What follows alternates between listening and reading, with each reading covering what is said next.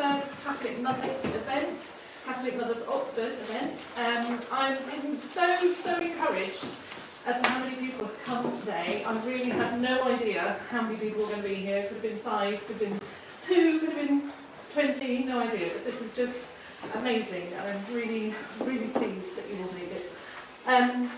I started Catholic Mothers Oxford at the end of last year, when I started to notice how many Catholic mothers and Catholic families there are in Oxford when you go to the various masses. And I just thought, really, we need somewhere where we can, a way of all of us coming together. So I took it upon myself, with a bit of encouragement from Chiara, who runs Catholic Mothers, the larger organisation, to start Catholic Mothers Oxford, just as a way of getting us all together. We can connect online through the Facebook group and the Instagram group, and also just coming together for talks like this, and maybe later in the year, hopefully I'll run more of these, and there might be meets in parks for families and just getting everybody together on a nice Sunday afternoon. So hopefully this is the start of something really exciting. I'm really pleased that you've all made it. I'm going to hand you over to Joanne Mosley, who is an author and biographer on Edith Stein. I went to a talk by Joanne in November, I think it probably was, October, in Abingdon at the parish there, and I was just blown away by the story of Edith, because I really didn't know anything about her before. So I'll hand you over to Joanne to carry on. You're all welcome at the end to stay for more drinks and anything to eat, and there's merchandise at the back that Chiara has brought. If you'd like to buy anything, then come and find her. Okay, thank you, and here's Joanne. Well, thank you, Lord, for inviting me, and it's really lovely to meet you all, and you, Chiara, and to share with you something tonight of the life of Edith Stein and her teachings on the nature of woman. Can you all hear? Yes. Now, to begin to look at Edith Stein is to begin with her mother, Augusta Stein. She was a formidable, disciplined, courageous woman. She was also very sensitive, very devout, and a person of prayer. And the family were Jewish. They weren't Orthodox Jewish, they belonged to the liberal branch of Judaism. And Edith was the youngest child, who she had at the age of 42 in 1891. And Edith was born in Breslau, which is now taken over by Poland, perhaps given back to Poland, and it's now the town or city of Wrocław. Now, Edith's father there, Siegfried Stein, ran a timber business, and Edith was their 11th child, but tragically she was only the 7th surviving child, in that 2 boys and 2 girls died in infancy. And Augusta never forgot that hot summer morning when Edith wasn't quite 2, and she held her in her arms, and Edith waved her father off because her father was going into the forest just to check it out for buying timber. And Edith called him back, unusually, for a second goodbye. And it turned out to be the final goodbye because he died of heat stroke that day. So Augusta was now left with 7 children, a business that had run up debts because her husband didn't have much business acumen, and her family, they'd recently moved away from her family, so she was relatively unsupported, and they were encouraging her to sell up and move back to them and just perhaps make money by renting out a house, but she decided she was going to turn the business around and turn it into a success. So this incredibly courageous woman, and she actually managed to turn it around from the poverty they were in to really a comfortable lifestyle. She was a very good businesswoman, but she was also a very good woman. And if she saw that some of her customers genuinely were struggling to pay the bills, she not only cancelled their debts, but she actually gave them money. And she attributed her business success to God's providence. Now, the new situation that they all found themselves in, the long hours that she had to work, getting up about 4 in the morning, coming home late in the evening. Obviously the office was quite close by, but she was out of the house all day. This obviously had quite a profound effect on the children. Now, everyone was assigned a different role. And it can, if I say that they will pull through, at first sight it can almost sound as though they were like the Von Trapp family and all happily getting on together, but it wasn't like that. It worked, it functioned efficiently on the surface, but it was actually quite a dysfunctional family in terms of the burdens that the different children were carrying.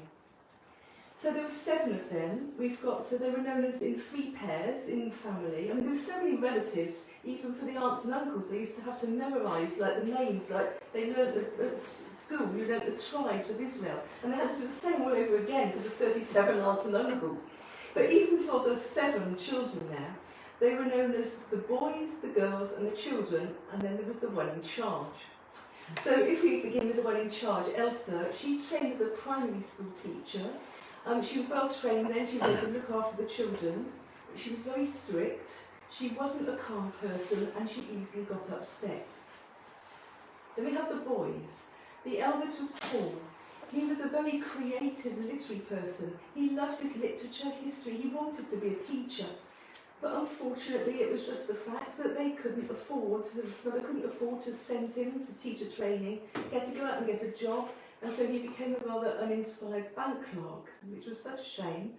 But for Edith, there was a great benefit because he exercised his kind of would-be teacher profession on Edith. So she had her own personal lecturer.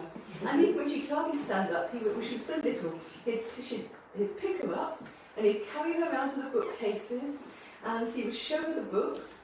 And in fact, before she went to primary school, she already knew profoundly and intimately some of the plays of Goethe and Schiller, which are the equivalent of Shakespeare.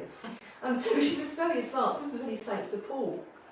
Then the second brother, Arno, he had more business acumen, so he was taken into the family business to be the business manager. Unfortunately, he had a violent temper. Frau Stein was so unhappy because it was a very unhappy working day, and he kept blowing up for what seemed like no reason at all. Then we have the girls, the sort of like adolescents.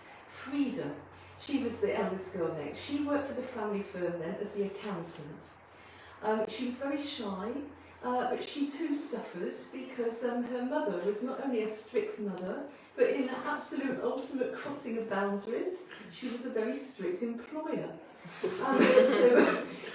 Poor Frida, but she developed a lovely sense of humour which helped her to cope. Then we have Rosa. Rosa was suffering too. She longed to have a job and training, and she was the only one of the 7 siblings who never got that opportunity. She had to be housekeeper and do domestic duties.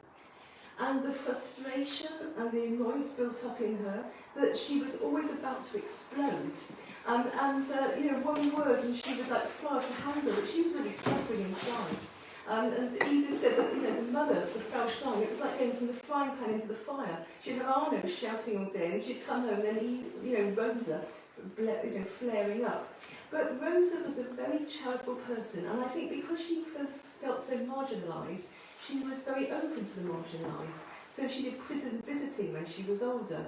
She took a neglected child from the neighbourhood under her wing. And in fact, she was the only one of the siblings to enter, she became a laycomer actually, but she followed Edith into the Catholic Church. And then we got the children, Erna and Edith, who were very close. They were happier really than the others. They benefited too from the education. That by the time they were growing up, the firm was thriving and they were able to go to university. So it really shows the difference in social conditions, that in fact Erna became a doctor and Edith became a philosopher. Now if we look at Edith's childhood, there are a few sort of major points that stand out. And one was this moral values, the high moral legacy she said she had from her mother. Especially a love of the truth, and she was so taught to love the truth. A little girl once, when she was about 4, lied to her, and Edith said to her, "Whoever lies once can never be believed again." So she was very uncompromising. She also carried burdens, and I think this is because the mother was out at work all day, and she didn't feel that she could really confide in Elsa. So she kept her own counsel, and Edith used to get quite upset and hysterical at times. But she did actually mature through that, and all through life, She became someone who had the maturity to carry burdens, but I still don't think it's ideal in a child, but this is how she coped. She also had a huge amount of self-awareness and dignity.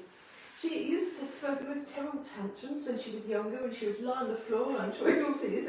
She would bang her, kick her heels into the floor and scream, and she would go rigid, and else would have to pick her up. And anyway, and then one day, Edith suddenly saw herself from the outside, and she thought how undignified she looked. She was a little girl then, and from one day to the next, she stopped the tantrums. She was highly intelligent, as well as this love of learning she had got from Paul. And she was desperate to go to school. She couldn't bear the thought of going to kindergarten. I mean, she already knew the equivalent of Shakespeare, so she didn't want to go at all. And anyway, she pleaded and pleaded that a word could be put in for her. And I'm sure your children will resonate with this, but she said she would give up all her birthday presents if she could be allowed to go to school. So anyway, she did. They put in a word. She started at the elementary school a year early. She was always top, and through the classes, as she went through the years, she was always top. But it was noted that she was indifferent to questions of religion. Now, it must have been a tremendous sorrow for Frau Stein that all her children were indifferent to religion, given that she herself was so devout. And I often ask myself, how can this be? Now, I don't think we can blame it all on the fact that she was out at work all day, because when the older ones were growing up, she was there at home. Looking at Frau Stein, it seems to be she had a very private faith.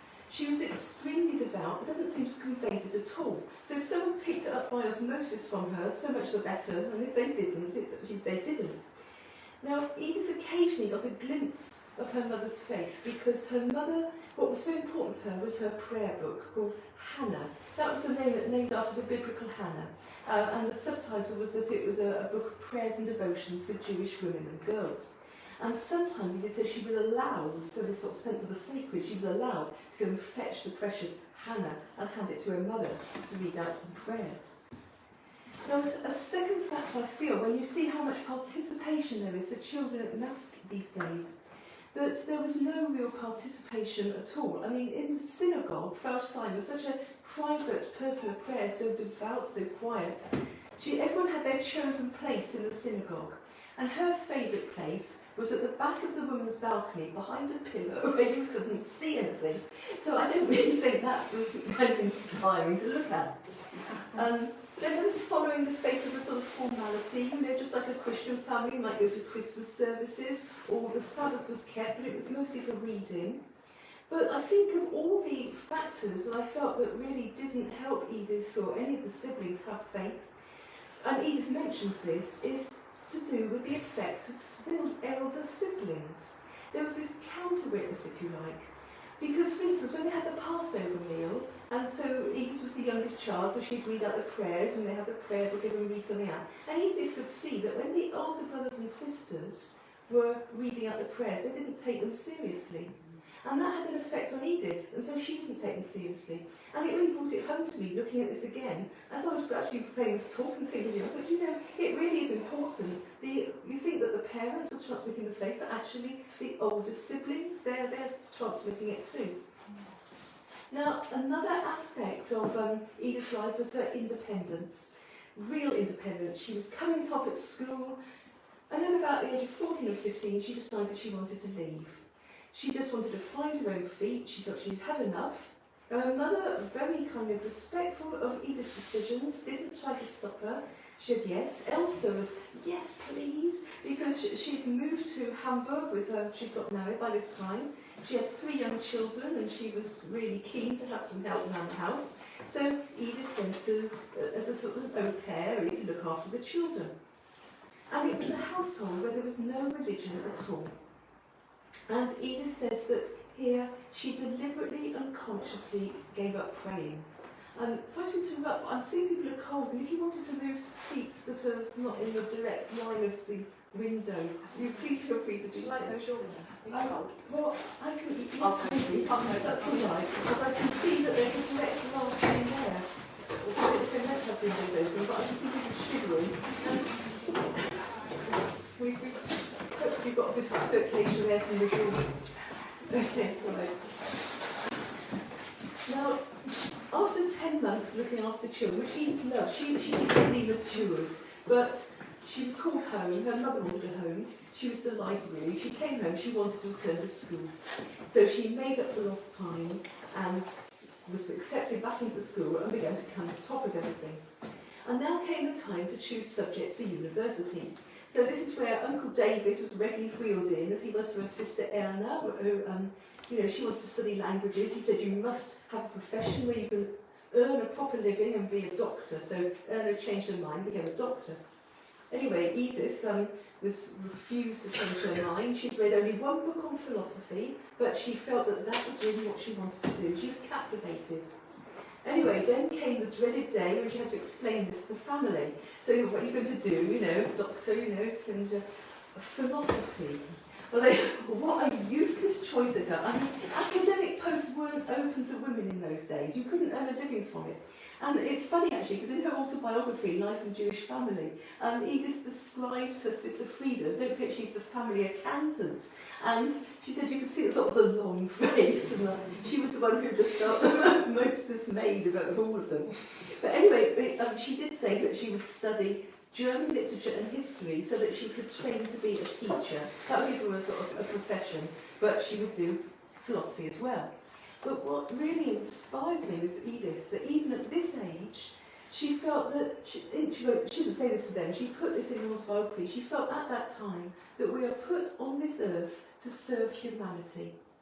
And she felt that the best way of doing this is to use one's talents. Even if you don't know where they're going to lead or how it can possibly work out, it's almost like when Cardinal Newman says, one step at a time, one step enough for me. So Edith, at the age of 20, started at Breslau University. And one of the things we noticed was that she was really engaged in social issues. Now, in those days, she described herself as a radical feminist. And there was really a role for this, because in those days, women couldn't vote. There were hardly any professions open to them. And she was interested, she was campaigning for women to vote, and she was also involved in something called the League for School Reform, where you went out and you looked at different educational models to try and make suggestions for future educational reform. And these were young men and women exploring this, and here we have a first encounter with the Christian faith. They went to visit a community of religious sisters, so in they go, see, and someone pointed out the sewing machine. And one of the sisters said, oh, you see, yes, well, we didn't have a sewing machine, so we prayed for a sewing machine, and then one turned up.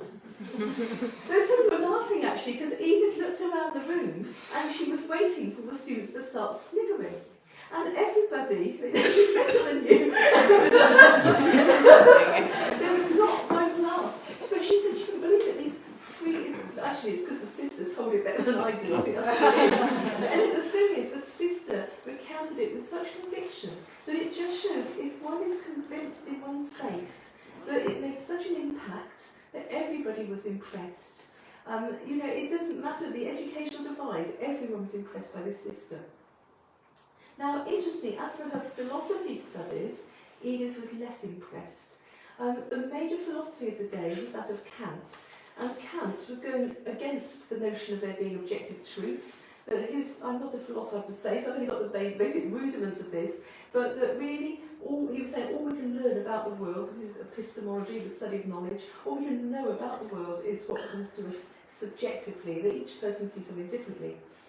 Now, Edith was absolutely dissatisfied. We can see that deep down she'd always had this sense that there was the truth. And one day she was sitting in the library, and a student came in. His name was Georg Moskiewicz, but he was known as Moss for short. And he handed Edith a book, and he took it off the shelves and handed it to her. He said, read that. And it was called The Logical Investigations, Volume 2. And the author's name on it was Edmund Husserl, Husserl. And he explained that he was the greatest living philosopher of the day, that he was a professor at Göttingen, and he was the founder of a movement called phenomenology. Now, as Edith read this, she was left alone with the book and reading it, she became incredibly excited because he was saying we need to reclaim the knowledge of the fact that we can aim, at least, for the truth. Now, little did Edith know it, but Husserl himself had been influenced by Thomas Aquinas when he formed the School of Phenomenology. He was actually a Jewish convert to Lutheranism. Now, phenomenology, it consists of a method that you apply to studying certain phenomena, hence the name. So theology, to learn about God; geology, to learn about the earth. So phenomenology, you take a phenomenon, whether it's the law, whether it's the constitution, the nature of the state, the nature of consciousness, it's the nature of religious experience, that's the phenomenon. And then the ology is that you study it. So you apply this method, trying to find the truth and the essence in it. Not your own subjective opinion, it's the exact opposite of that. Now, Edith was so excited, she went home and she asked her mother if she could go and spend just a term, she said, studying Göttingen. And I think really, with a mother's intuition, Frau Stein was very sad. She knew this wasn't just a term. She could see the excitement. She knew her daughter. She knew that this signified a new departure. So Edith arrived in Göttingen in April 1913, that really wonderful year before the First World War broke out and everything just collapsed. And the first thing was that she went along, she was introduced to Husserl's assistant, Adolf Reinach. He and his whole family had a real impetus and a Christian influence on her. He and his wife were Jewish converts to Lutheranism. And Edith was absolutely amazed, because he welcomed her into the family, they both did. And she'd never experienced in her whole life being welcomed into a family like a member of the family. She knew that happened with your blood relations, but she thought, this Christian, this is a different way of going on. And over the weeks, this would really make an impression on her. And he directed her to the philosophy seminar room, and off she went to meet the great man himself, who was quite happy, I think, to be known as the master. So she was the first to arrive at the philosophy seminar, and he greeted her. So I think he thought quite a lot of himself, and he said, have you read any of my works? And she said, oh yes, I've read the Logical Investigations Volume 2. He said, you've really read all of that? He said, that's a feat in itself, isn't it? And then she pointed out that on the way there, she has read his latest work, Ideas Volume 1, and that she could see that he was deviating from the notion of the truth, and she disagreed with what he's written. Now, at this point, he was the greatest living philosopher of the day. She has nothing to her name except a school-leaving certificate. He could have thrown her out. Instead, he was actually so impressed with her that he would eventually employ her as his assistant to help put together Ideas Volume 2. And Edith had a hand in that, and that is known today as his masterpiece. Now, when Edith years later was having tea in a presbytery, a visiting priest came in, and he asked her what she studied at university, and she said philosophy, and he said, well, I'm surprised you didn't lose your faith then. And she replied, on the contrary, I found it. So this is what we're going to look at now. Now, this method of phenomenology that Edith, with her fellow students sitting with Husserl in the seminar room, what they would do was that they practiced what was called bracketing off, getting out of the way, pushing out of the way any preconceptions about things, any prejudices, any hidden motivations. So it was the exact opposite of wanting to impose your subjective view on something. It was trying to get yourself out of the way of it, really, trying to penetrate to the essence, be aware of your own thought processes, trying to see what is essential about something, find the objective truth. And as the weeks went by, it generated a new mindset in Edith. She was aware of looking at things through completely fresh eyes. There was a kind of purity of gaze that she had that was open to the truth. Now that's the method part of it, but of course it's something that you apply to phenomena, and there were various lectures from people speaking on different content, different phenomena, and we have a visit from a lecturer called Matt Shaler, who was a Jewish convert to Catholicism, and he chose the phenomenon he chose to speak about was the nature of the holy.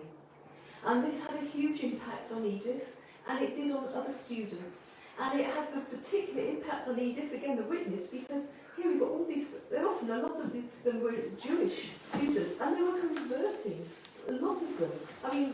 Proportionally, it was a huge amount.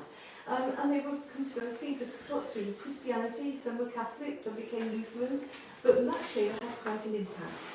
And with her new openness, Edith said that she realised that if people she respected took religion seriously, so again that witness value, then she ought to take it seriously as well. And she wrote later, I was content to accept without resistance the stimuli coming from my surroundings, and so, almost without noticing it, became gradually transformed. I just want to mention that that's the first direct quotation I've had. I've brought along handouts to give out at the end with quotations on, and I think they may run out, but if I say forward the file to you, you can forward the thank you. Now, Edith, her phenomenon that she chose to write her thesis on empathy. And one of the examples she gives is quite striking. She makes the point that empathy is how believers understand God and his emotions. And she mentions here love and anger, for example, and likewise how God understands people. Now remember, she's an agnostic at this time, but she perceived this. Now, she both intuited this, but she knew the Hebrew scriptures nonetheless from her upbringing and the Psalms and the love of God, the anger. What's so important here is that we can read right between the lines that this is the kind of God she's looking for. Someone who's a personal God, who's a personal God, to whom she can relate. And all the better for her that she was holding fast to her intuition about this. Because she was obviously interested in trying to learn more, and maybe she gave her own faith, her own religion, first refusal. And recently she'd written to a Jewish student, an Orthodox Jewish student whom she'd met in Breslau University, called Edward Metis, and she asked him if he believed in a personal God. And he replied, God is spirit and there is no more to be said. And she said she felt she'd been handed a stone instead of bread. Now, I'm not saying that that is the position of Orthodox Jews. I think a lot of it was to do with Edward Metis' own rigid character. But often this is how God leads us. Where we're meant to go is attractive, and where we're not meant to go kind of is like a dead end. Now, she interrupted her studies to volunteer with the Red Cross when war was declared. And after the set period, I'm sorry I've got to kind of jump over that in one sentence, but I mean, I'm on another quarter now, and I spoke about the Red Cross, but anyway, she came home and she completed her thesis. Now, by this time, Husserl had transferred to Freiburg University, and so Edith agreed to transfer there as well. Again, so it was kudos for him, you see, he had a doctoral student qualifying. So she stopped off on the road. It was a long journey, and she stopped off in Frankfurt for the day, and she was met there by Adolf Reinach's sister Pauline, who I think by that time was a Catholic. She would eventually become a Benedictine nun. Now they went into Frankfurt Cathedral just as sightseers for a quick visit, and Edith was struck by something that she had never witnessed before, and I think it's best to put it here in Edith's own words. We stopped in at the cathedral for a few minutes. And while we looked around in respectful silence, a woman carrying a shopping basket came in and knelt down in one of the pews to pray briefly. This was something entirely new to me, which she said that, Protestants and Jews, she thought they went to services only. This was something new to me. Here was someone interrupting her everyday shopping errands to come into this church, although no other person was in it, as though she were here for an intimate conversation. I could never forget that. Now here we have again this witness value, and that woman somehow in heaven has kind of contributed to Edith's conversion. It made a big impact. I don't think Edith knew what the tabernacle was, but she sensed this intimacy of communion with God. And then the next trip, with sightseeing, they went into a museum, and they came across 4 life-size sculptures called the Mourning Group, as in M-O-U-R. It was a Calvary scene. And there was Mary in the foreground, next to her was John, and then Nicodemus and Mary Magdalene, and the Christ was missing. Now Edith was drawn into this experience of the mourners, and we'll see later how she was always drawn into the suffering, the compassion, the profound pain of Mary on Calvary. And she and Pauline stood there for ages in deep contemplation. Now at Freiburg, she had her Viva examination there, and she was awarded her doctorate with the highest distinction. And as they were walking away from the building, Husserl mentioned that her work, her thesis, anticipated some of the things he was going to put into Ideas Volume 2. So she leapt on this and offered her services as his assistant. And it's a lovely scene. They were crossing a bridge at this moment. And he was delighted. She said they stood beaming at each other, and she said they were as though a young couple at the moment of their betrothal. So this was this wonderful idea of the great man, and she's going to work with him. And then it all didn't turn out as expected. Don't forget, he was the master giving instructions. And also, what she longed to do was work in collaboration, and she was more than able. In fact, from her letters, I can see she almost is more putting more into it than Husserl was. He kept going over the same repeated grounds, publishing articles on the same as previous books. She took it was a horrendous task, scraps of paper going back years, where he'd written in pencil, in shorthand, and it was Austrian shorthand as well. She had to learn it in order to transcribe them, and then put them together and create books. So as she did this amazing work and put them together, several sections of the book at one time, and he hardly took the time to read it. It was as though his mind wasn't on it, and she felt she was wasting her time. Now, she did actually complete 2 books for him, but towards the end of 1917, she was beginning to think she would really have to leave, that she was giving up on the chance of doing her own independent research. And at this time, while she was still working for him, there came a terrible loss in November when Adolf Reinach was killed at the front. He was only 33 and he hadn't been married that long, and they were very much in love, he and Anna. Husserl, I don't know whether he was not well or selfish or what, but let's give him the benefit of the doubt.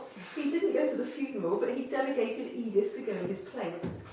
And Edith went there, and she just didn't know what on earth she was going to say to console the young widow. And when she got there, she found to her amazement that Anna wasn't crushed by her sufferings, but on the contrary, she was strengthened by it. And the effect on Edith was cataclysmic. And I would say it was really like St. Paul on the road to Damascus. It was so powerful because for a Jewish person to be talking about the cross, but this is what happened. This is what she saw. She described it. It was my first encounter with the cross and the divine power that it bestows on those who carry it. For the first time, I was seeing with my very eyes the church, born from her Redeemer's sufferings, triumphant over the sting of death. That was the moment my unbelief collapsed and Christ shone forth in the mystery of the cross. This was a huge experience, and in fact later when she became a Carmelite, she would take the name Teresa Benedicta of the Cross. Whereas we think of the cross, in German religious names it's Benedicta a Cruce, blessed by the cross. And she always saw this blessing in the cross because one is given the strength to carry it. And she recognised it here. But it began really a path, not of joy for Edith, but of suffering.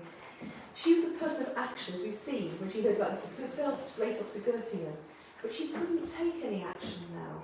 She couldn't join a faith because she just didn't know whether to become a Lutheran or a Catholic. She read the Gospels, but she just didn't know which way to go. So we began to find quite a painful path here. Now, with this frustration and inner turmoil, it made it worse, she left Husserl. And interestingly, she said, I can place myself at the service of something. And I can do all manner of things out of love for someone. But to be at the service of a person, that I cannot do. So what she wanted was to be in an equal partnership serving a cause. And in this next stage of her life, it was really quite arid. The so-called betrothed couple of Husserl and Edith was over. She felt very unhappy, but felt it was a move she had to make. She tried to find an academic post, but she was turned down all over the place. Not because of it, she was outstanding, but they said they wouldn't open their doors yet to women. She was back at home, giving private tuition, sort of feeling that she was not going anywhere. And especially she was feeling out of place, a true sign of contradiction, because she didn't feel fully Jewish, but at the same time she felt Christian, which didn't belong to a Christian community.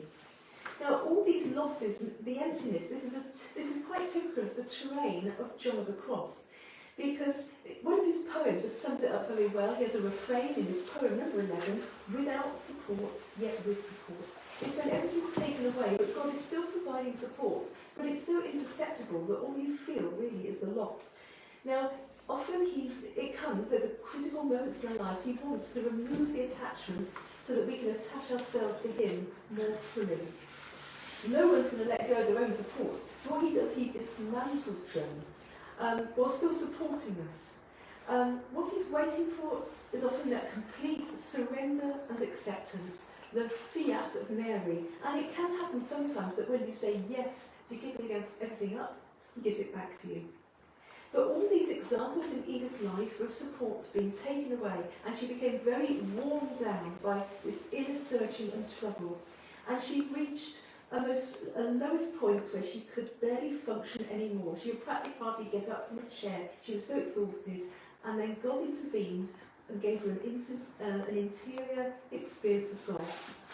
And in this state of utter exhaustion, it suddenly seemed to her that there was some energy running through her. And she was aware that most importantly, it didn't come from herself. It came from another source. And she named this resting in God. And she also found that the more she surrendered to it, the more it gave her life. And she was that sort of aware, self-aware, that she felt that ordinary exhaustion or burnout can feel like the stillness of death. But this was like a providential exhaustion. So God was giving her life. But we come now to her conversion. In the summer of 1921, she went to stay with Anna Reinach, again this pivotal family for her, to spend part of the summer with Anna, and then she was going to spend the second half of the summer with a mutual friend, philosopher called Hattie. Anna wanted to become a Catholic, and just as she was leaving to go to the station, Pauline handed her a book from the shelves, and it was the autobiography of the Carmelite Saint Teresa of Avila. So she took it with her to read at Hattie's. And Hattie had an orchard, so she spent the long days there helping Hattie picking fruit. And then Hattie and her husband had to go away for a few days, and Edith took the opportunity to begin reading Teresa of Avila's life. And she couldn't stop reading, because this is one of the greatest texts in the whole of Christian literature on a personal God. And Teresa is describing her relationship with Jesus, as well as very candidly her faults and her failings. And in the climax, the final chapter, the 40th chapter, Teresa describes Jesus as the truth. And Edith closed the book when she got to that point and said, that is the truth. Because all these years she'd been looking for the truth, and she was thinking it was a philosophical concept. But now she knew that truth was a person, and it was the person of Christ. And at that very moment she got her call. She knew she was meant to become a Catholic and a Carmelite nun. At last she knew where she was going. All the energy and the vitality came flooding back. And it was dawn. It was a beautiful season actually in the south of Germany. It was dawn, the golden sunlight was coming in. She didn't go to bed. She went straight into town. She went to buy a missal. She went a catechism. She got really as well. She decided to teach herself about the Catholic faith. And then when she was ready, she went and knocked on the door of the presbytery of the local priest, Father Eugen Breitling, and said she'd like to be received into the church. And he said, well, you need to follow a course of instruction first. And Edith said, oh no, that's not necessary. She said she knew everything already. So he was not quite convinced. Well, you do need to study, think the RCIA. And that's when you get the dreaded words, which was, test me. So he asked her question after question, and she knew everything perfectly, and he realised with her knowledge and the grace, he couldn't refuse her baptism, and it was arranged on New Year's Day, 1922. Having said that, in the discussion, and she was asking questions too, while he was impressed with her, he wasn't so impressed with himself, and as soon as she'd gone, he wrote a note to the most learned priest in the diocese, Canon Schwind, and asked him to take care of Edith.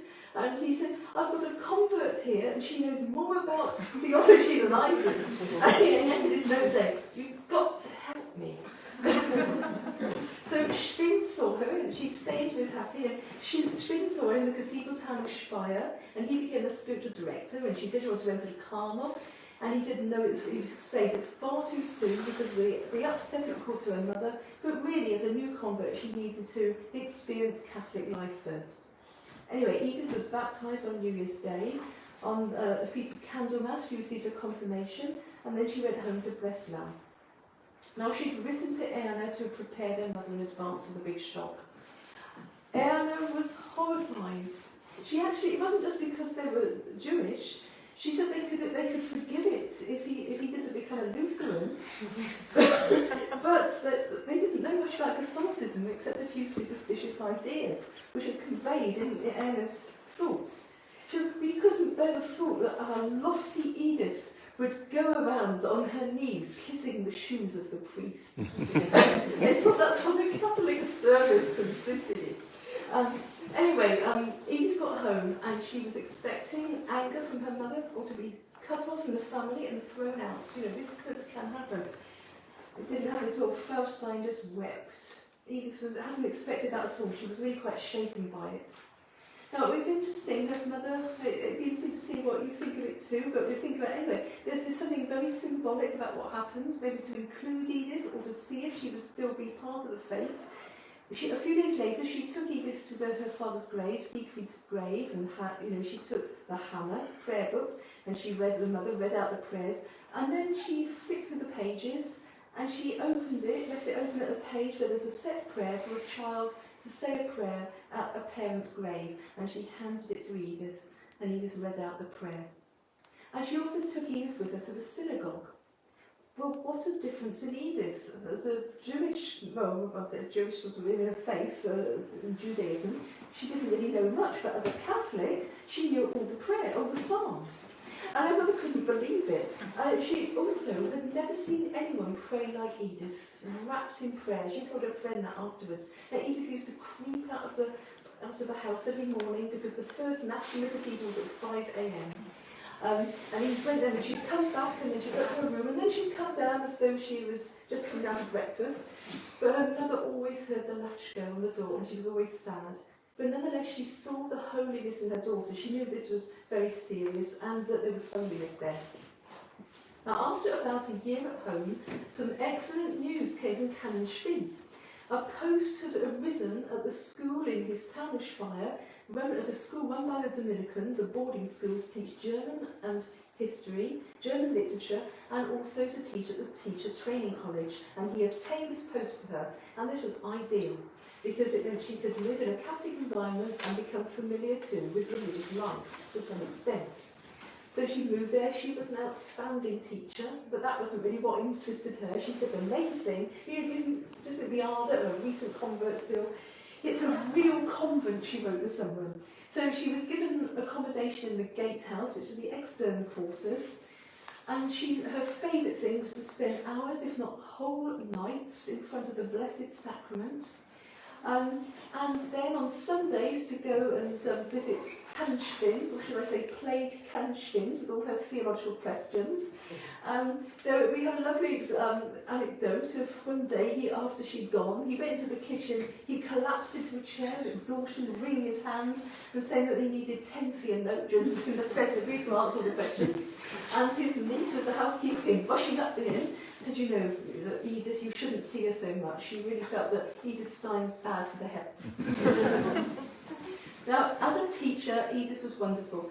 All the girls, they knew they could trust her, they could tell her anything. She won their heart, she won their confidence. But she also knew how to raise up the humble and put down the arrogant. So to one student who came along pretentiously, had quoted lots of different authors, Edith replied that all this does is to show how cleverly other people can write. But to a girl who was really struggling and really trying hard and people putting her down, but Edith could see the potential, she advised her to reread the story of the ugly duckling. And she said, I believe in your destiny as a swan. And then she added, just don't blame other people if they haven't discovered it yet. Now, one very revealing insight, I love this anecdote. You know, she came out of, one day, a girl saw her coming out, I think it was a Sunday morning. She was coming out of her lodgings. Now, Edith always dressed rather austerely in dark coloured clothes and a parting down the middle, and really, really severe looking appearance. But this morning, she had a lovely dress on, her hair was curly, the girl could see that she'd used curling tongs. She looked like a woman in love. And suddenly this girl realised with the shock and the scandal, the Fräulein Doctor is going to meet a lover. And she was right, because as Edith stopped and explained, she was going into a town to join the Eucharistic procession. And there she'll be able to walk by the side of Jesus. Now that really opened my eyes, because I've been, and I'm sure you have too, and when I get home after, I think at the end of the day that I've been on a procession. But Edith, it was that intimate conversation next to the Blessed Sacrament. And that's the reality of Edith's life, and she's a woman in love. Now, in 1927, after 4 years at the school, Canon Schwinn died suddenly of a stroke, which is a tremendous loss to Edith. But he had set her up in a way because 2 years earlier he had introduced her to a Jesuit priest called Father Eric Chevare. And Father Eric pointed her first of all to a new spiritual director, Father Raphael, at the Benedictine Abbey of Boiron, where from now on she would go, he would be her new spiritual director. He also told her that not yet to enter Carmel because what she had to offer the Catholic Church was important, so still waiting. But anyway, she would go to Boiron and she would spend hours praying before the Pietà, this statue of Pietà, again drawn into the Mother of God. Now, she said about this, she described it, she said this is what she was called a real Pietà. And I think this is true of all women and indeed of all mothers when children are suffering. The pain of the Mother of God is as great as the ocean. She is immersed in it, but it is a totally restrained pain. I think when she remembers her mother and the courage that mothers have to have. Now, Father Eric Chevare was more of an intellectual mentor, and he helped to go more deeply into the understanding of the Catholic faith, so he got her to translate Newman and Aquinas, and then he arranged for her to have a new apostolate. So she was still a teacher at the school, but he set her up now to be a lecturer on the nature of woman and the vocations of woman. And she exercised this ministry across Germany, Austria and Switzerland. I'll go to one particular area for 20 days. She'd have to lecture on 15 out of the 20 days. She could lecture up to 1,000 people for up to 2 hours at a time. So I won't do this, but anyway. And also she had no notes, but she was compelling. And she became a major Catholic voice, and she was known as the hope of Catholic Germany.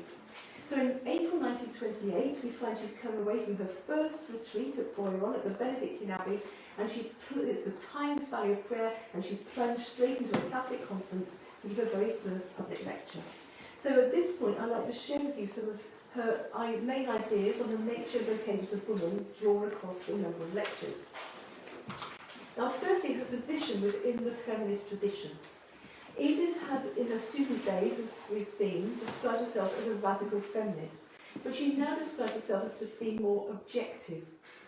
Since the First World War, things have changed, so women were already filling a variety of jobs. So the emphasis was less on needing to campaign for women to be able to occupy these posts, but more on questioning whether they actually should occupy them. And there were generally two camps. There were those who said that women's place was in the home and that they shouldn't work. And there were those who, on the other extreme, argued that women should go out to work, and moreover, they could do any job, and the reason given was that they were the same as men. Now, Edith's position went right down the middle of the two. She believed that it was most desirable for a woman to be able to stay at home and bring up her children, because the role of the mother is absolutely irreplaceable. But she also recognised, of course, that there were economic necessities. She had only to think of her own mother. And she also wanted women to have the right to go out and exercise any job. Now, just to give an idea of the importance that she saw in the role of the mother, it wasn't just for the sake of the growth of the children themselves, but she felt that a wholesome upbringing is the means by which mothers throughout the world will transform society. And this is how Edith expresses it. When women themselves are whole persons, and when they help others to become so, they create healthy, energetic spores, supplying healthy energy to the entire national body. Such mothers are probably the most important agents for the recovery of the nation. And this is where everything begins. It's with the mothers. It's not the politicians who actually transform society, it's the mothers, because the mothers are forming the citizens.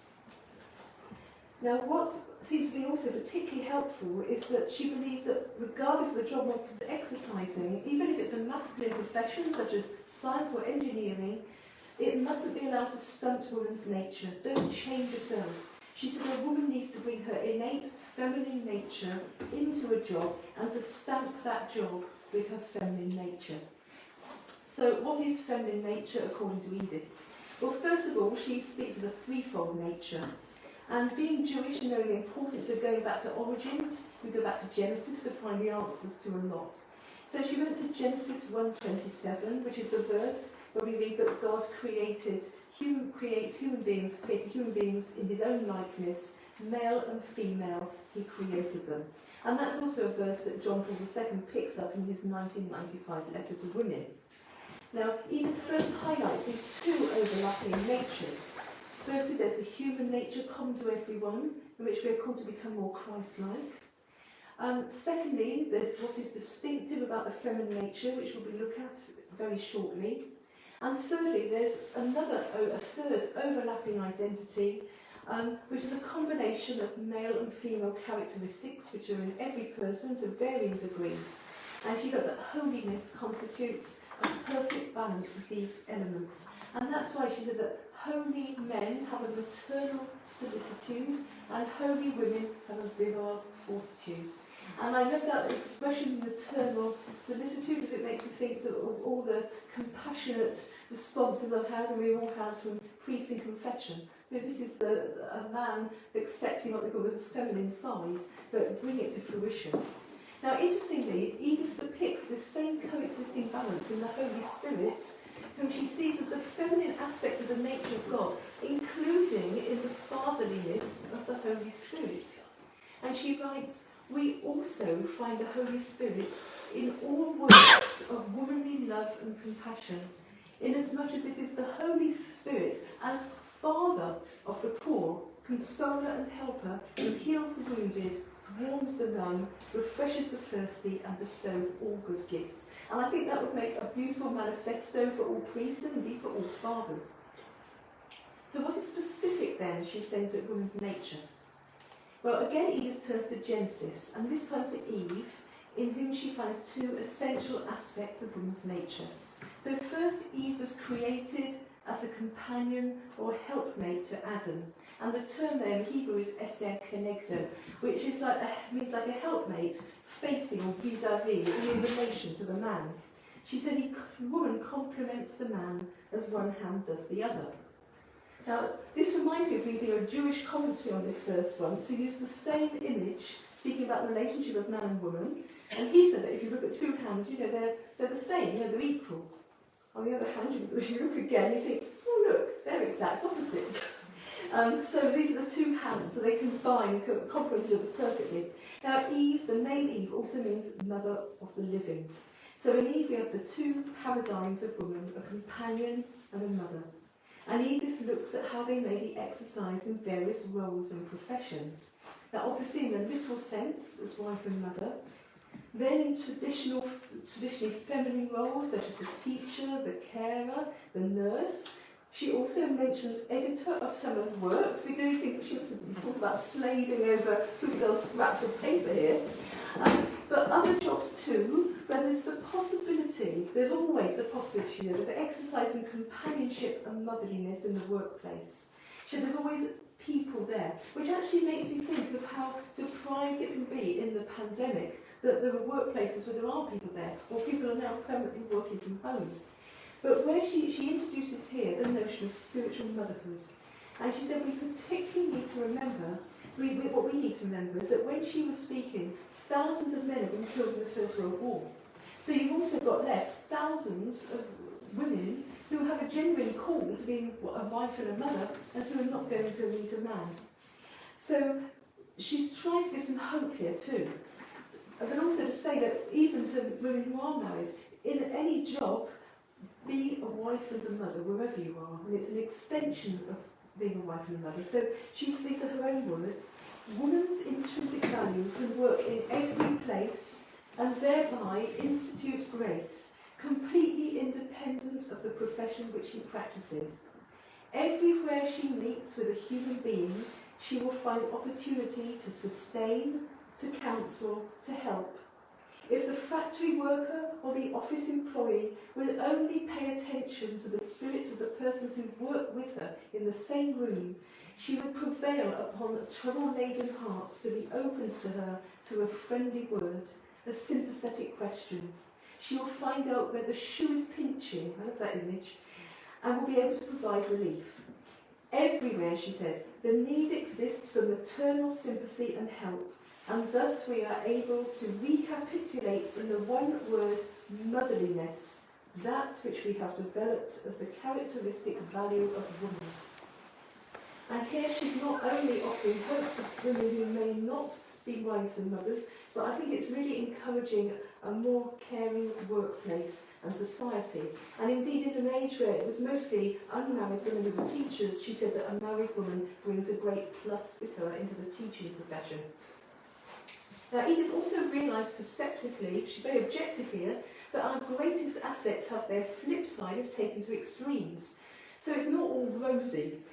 She said, you know, the woman, if one is to an exaggeration, a companion, it can actually go too much to the extreme. You can end up as being nothing more than an interfering busybody.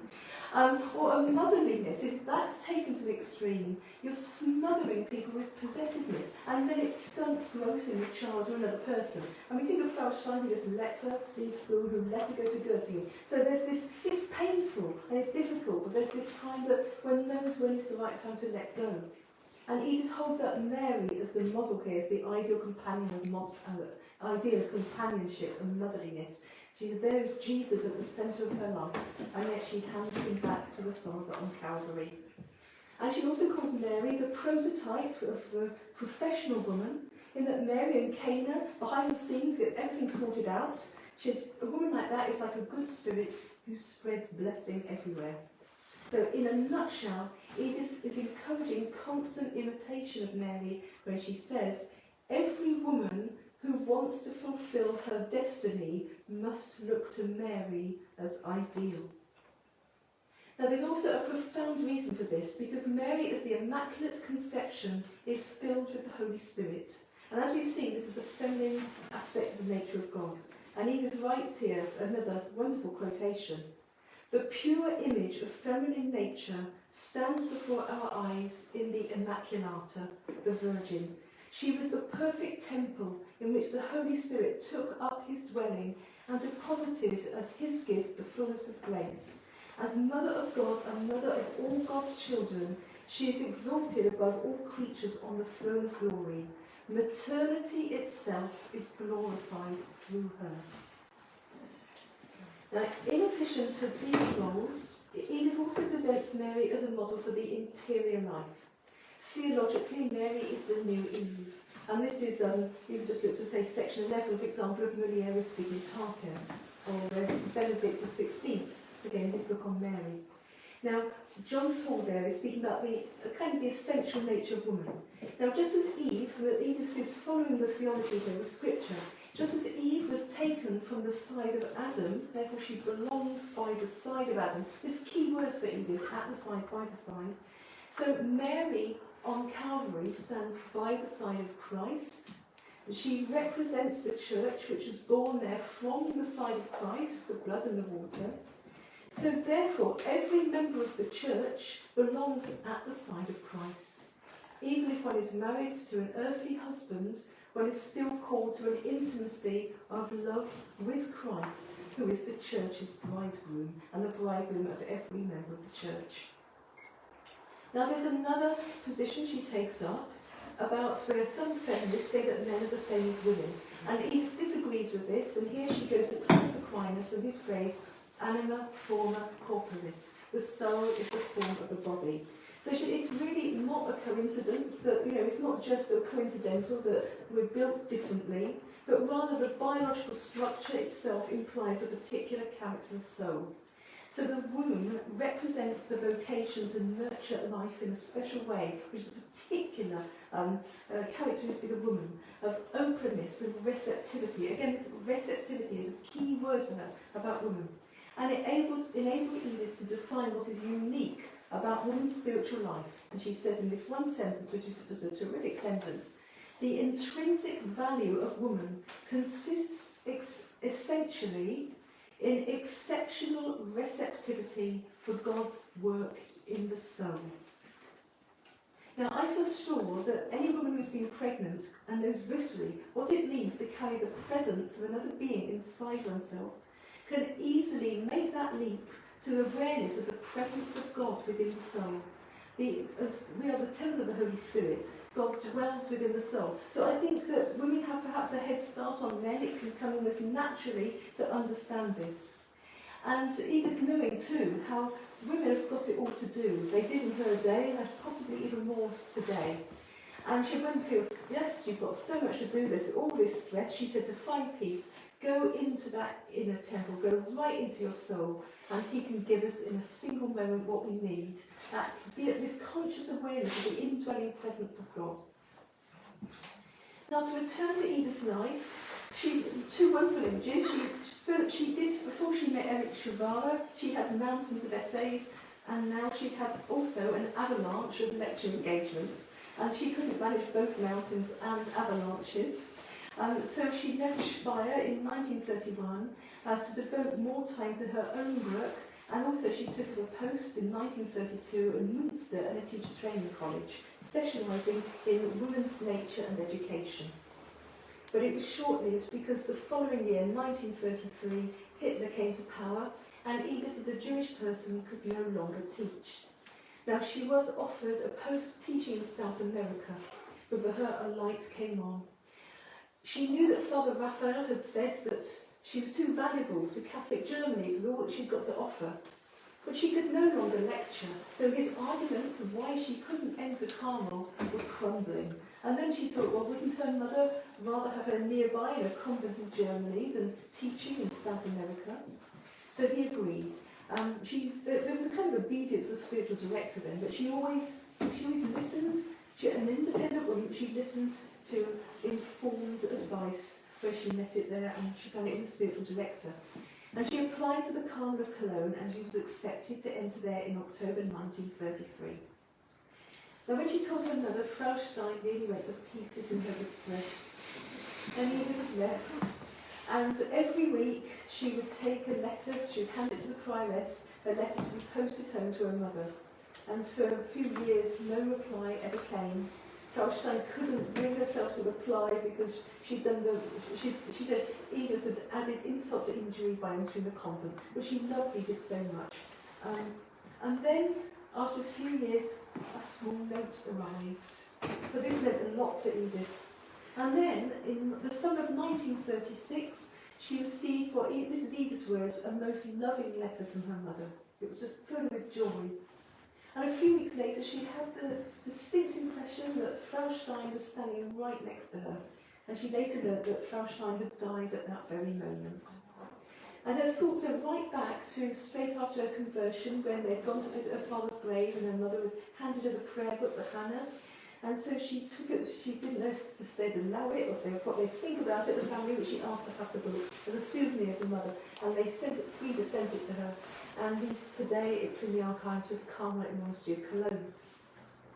Now in Carmel, Edith found her ideal was to live a life of prayer and sacrifice, and that was how she personally could contribute most to the world. Now, we've all got our own callings, but that was her particular calling.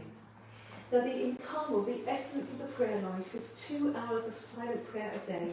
And Edith says, no, this is again her own words, no human eye can see what God does in the soul during hours of inner prayer. It is grace upon grace, and all our other hours are our thanks for them.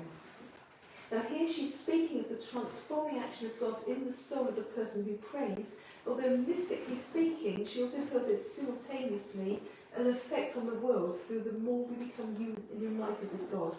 But the important thing is you're there in Carmel for other people, not for your own sanctification or your own prayer life, you're there for other people. And her prayer of intercession was vastly important to her, but it didn't consist in reading lists of names. What she would do is she would take each person into her heart, and then she would go before the tabernacle and present that person as it was to God, because God was looking at her heart, and he would see the people held in her heart. And one of the priests I worked for, Father James McCaffrey, known as Father Jimmy in Oxford, if anyone knew him, but he said once, if someone dies, like your parent dies, that person, he made the very same point, is standing before the face of God, and who was a parent not was first of all, and most will carry in their heart, their children. So we're already in the parent's heart before the face presence of God in heaven being remembered even now. Now, what gives added power to prayer is sacrifice. And these are mostly the daily sacrifices of everyday life that we can offer up to God. And they can sound like little things of themselves, but they can sometimes demand quite a lot of us. It depends how you're feeling. And Edith gives us these examples of all the self-control that living in close proximity with different kinds of people continually requires, and achieved with a loving smile, which isn't always easy, and letting no opportunity go by for serving others in love. Now here she's really drawing on the little of St. Therese, and when I came, I couldn't help noticing, do small things with great love. I say that, you can say you've got there the motto of St. Therese and the little way. It's lovely to see that, and I know the family, there are many challenges and many opportunities at every single moment of the day, and it's at least as hard as in the cloister. Now, as the persecution of the Jewish people in Germany became more intense, Edith was moved across the border, and on New Year's Eve in 1938 she transferred to the Carmelite in the then neutral Netherlands. And she was soon joined by Rosa, who hadn't liked to convert. She'd already converted in her heart, but she'd waited, rather than inflict a second blow on Frau Stein, she waited until Frau Stein had died, and then she became a Catholic, and she became what is known today as a secular Carmelite, a lay person who remembered the order. She did want to enter the convent eventually, but they said that she could go there as a lay extern sister and do domestic duties, which just shows that Rosa's initiation into domestic duties was absolutely providential all along. But anyway, it was wonderful. The two sisters, they were allowed to meet up. But Rosa, she ran errands in the town, she knew the Jewish community, she knew what was happening, and she became very distressed by this. And she was sharing this with Edith. And in 1942, the prioress, realising wanted to take Edith's mind off it, so because it was the 4th centenary of the death of John of the Cross, she asked her to write a book on John of the Cross. And this work became The Science of the Cross. And in the introduction to this work, Edith develops the notion of receptivity to God, as we've seen the intrinsic characteristic of woman. But here, where she calls it a holy realism, a science of the saints, the model she gives is not actually here that of the woman, but of the freshness and wide-eyed openness of the young child. That's her model here for the mindset of sanctity. And she also spoke about the potential of forming a child into a saint. And here she writes in the introduction, holy realism has a certain affinity with the realism of the child, who receives and responds to impressions with unimpaired vigour and vitality, and with uninhibited simplicity. The soul of a child is soft and impressionable. Whatever influence enters there can easily form it for a lifetime.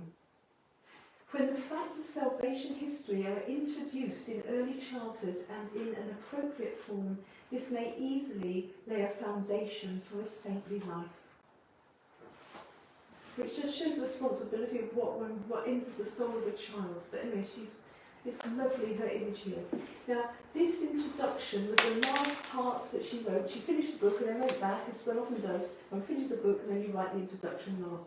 It was the last thing she wrote, this introduction, and she had the book open on her desk that she was rereading when the bell called her to evening prayer. Now, this was Sunday, August the 2nd, 1942. And after just a few minutes in the chapel, the doorbell rang insistently, and it was the Gestapo come to arrest Edith and Rosa in retaliation for a pastoral letter that was read out in all the churches the previous Sunday, and the Archbishop's pastoral letter was condemning the persecution of the Jewish people.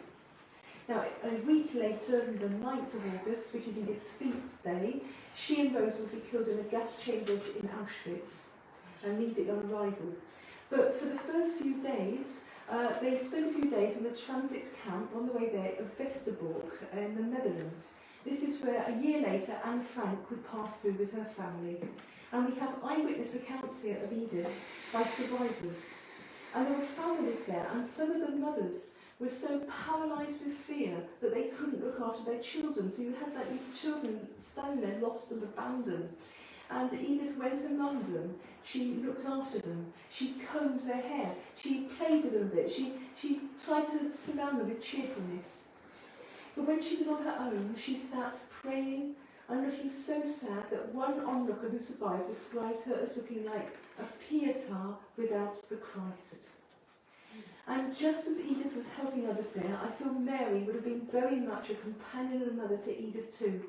Because whenever Edith was in the presence of suffering, we find her in spirit by the side of Christ, whom she loved so much, and contemplating Mary, whose suffering and compassion always drew Edith in, as with the mourning group in the Frankfurt Museum, as with the Pietà statue in the Abbey of Boiron, and standing on Calvary in these lines that Edith addressed to Mary on Good Friday in 1938, "Today I stood with you beneath the cross and felt more keenly than I ever did before that you, beneath the cross, became our mother." Thank you.